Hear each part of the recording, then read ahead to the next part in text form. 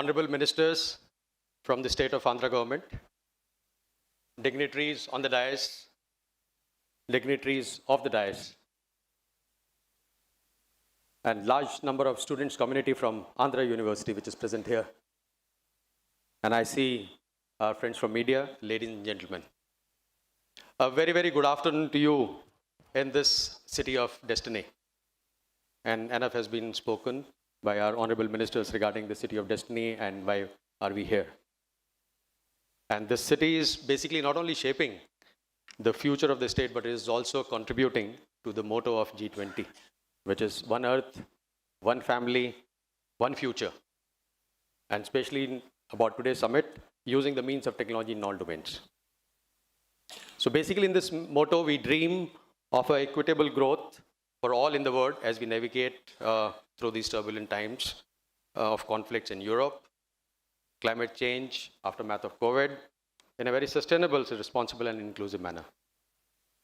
And being part of this Global Tech Summit is very, very gratifying as it is giving us an opportunity to connect and associate ourselves with various industry experts, and which will give us an opportunity over a period of 2 days with policymakers, scientists, and other stakeholders. Theme of the summit, which all of us know, shaping the future of technology, actually points out that as a technology is a primary source in economic development, adapting to the culture of technological innovation, digital transformation, and working upon emerging and frontier technology shall play a significant role in improving the growth of the economy at a global level. And for a developing country like India, the major sectors which act as contributors in the Indian economy, all of us know, are agriculture, steel, automobiles, manufacturing industry. And technology and constant innovation is indeed the factor that determines how these sectors will perform. And we know that in agriculture sector, for instance, technology has helped farmers increase their yield and decrease input cost through precision farming and irrigation systems. And in manufacturing sector, the technology has helped reduce production cost and improve quality control using 3D printing, AI, ML, and robotics. Defense sector is indeed the cradle for all deep tech and becomes the de facto test bed for emerging technologies, be it AI, AR, blockchain, and Internet of Things. So quite evident that technology is shaping the future of these respective sectors. So what is it that will shape the future of technology? Few, I think, the factors which came to my mind, and I thought I'll put it across for the audience, is we are all governed by the Sustainable Development Goals promulgated by UN. That certainly will drive the technology developments which are happening in today's environment. Climate change, very, very important factor. This shall be the major factor that will affect the process of technological development. Harnessing of renewable energy, EVs, hydrogen fuel, zero carbon emission norms, blue economy, and many more would also contribute towards shaping the future of technology. And what should the world system be towards technology development then?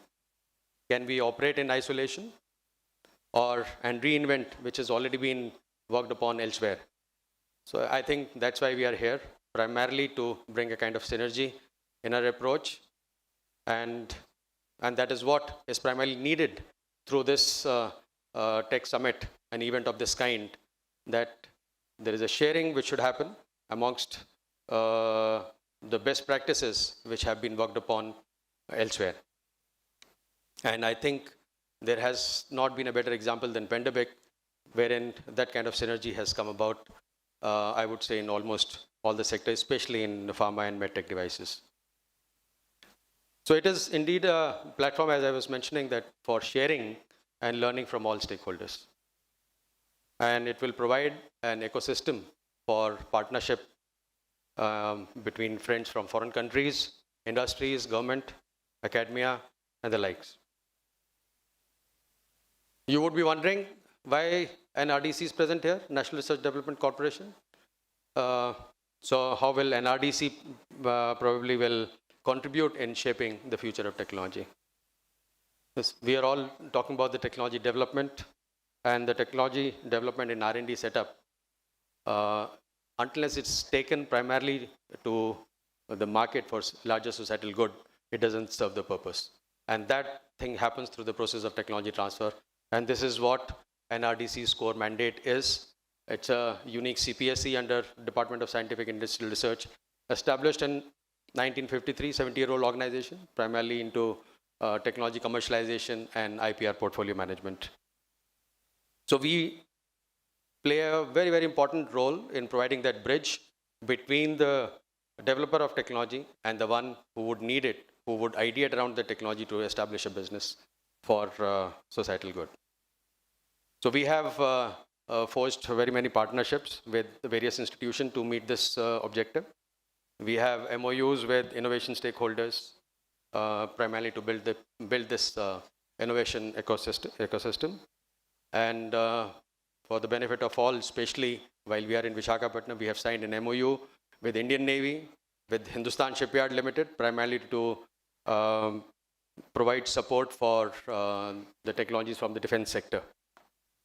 We are also in the process of signing an MOU with Department of Atomic Energy for working on technologies for the civilian use, especially the nuclear technologies for civilian use. We have also established, I would say, network, not only with in the Indian domain, but also with USPTO and ARDO. Why I'm sharing these things, primarily for benefit of the audience, is that should give you a confidence that NRDC as an organization has developed sufficient strength for taking Indian technologies abroad. And we have an MOU with ARDO, that is African Nation Rural Development Organization, which has got 52 member nations. Intention is that our Indian technologies, rural technologies, can be taken to these 52 member nations. And since we are into the process of technology transfer, we can facilitate that activity very well. Again, EPIDA is a department which comes under Ministry of Commerce. We have an MOU with them for carbon neutral, climate resilient food production through agri-export startups. And this is something which has recently been announced in our budget also, that there is a outlay for in support of agri-export startups in the present budget. And 2023 being the International Year for Millet, NRDC is offering again a whole lot of range of technologies. We have tie-ups with Assam Millet Mission and also with EPIDA for taking these technologies to the market. And also we are, NRDC is not only present in Delhi, we have our footprints. And since we are talking about Visakhapatnam, in the city of destiny, we have a very strong presence, and which is doing very well to support the startup ecosystem and also the MSME, the cluster, that is the automotive MSME cluster, which is in place, is getting a huge support from our the local office, which is headed by Dr. B.K. Sahu. I think since we have a student community present in this place, quite a few of the startups, one obviously would be interested as to, is this the job which you do, or you also provide some kind of support to this? How do you provide support to the startup innovation ecosystem? So there are a large number of promotional schemes which run through National Research Development Corporation. And in that, we provide financial support for upscaling of technologies, seed funding support to the tune of around 30 lakhs, technology development validation commercialization program in which provides support up to 1 crore. So very many support, financial support of kinds which are available through us. And to give a confidence that we also provide support for IP filing assistance. The 2,000 odd patents have been filed and granted through the efforts of NRDC. This is not all. I think we have heard Vice Chancellor of Andhra University talking about the various developments and various activities which are happening, which are adding to their credentials. Likewise, NRDC also would like to become a one-stop shop primarily for the startup community, because once you ideate around a particular technology, you need a space, so that there is a requirement of incubation system, there is a requirement of mentoring support, seed funding support, IP filing support, technology demonstration, basically for doing your prototyping. So all those facilities will soon be available through under the portal of NRDC. And to give you a good news that we are also working on IP exchange. The requirement is that all the IPs which are getting generated in the country, they should be primarily utilized for the larger good, using the concept of technology brokering.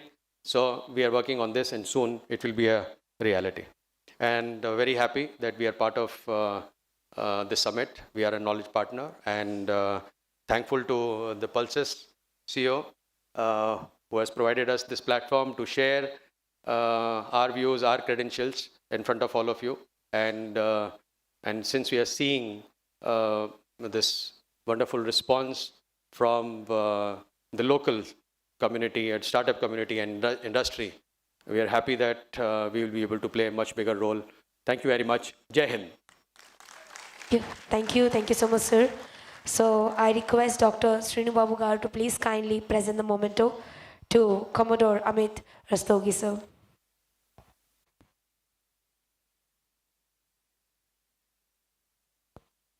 Thank you so much, sir.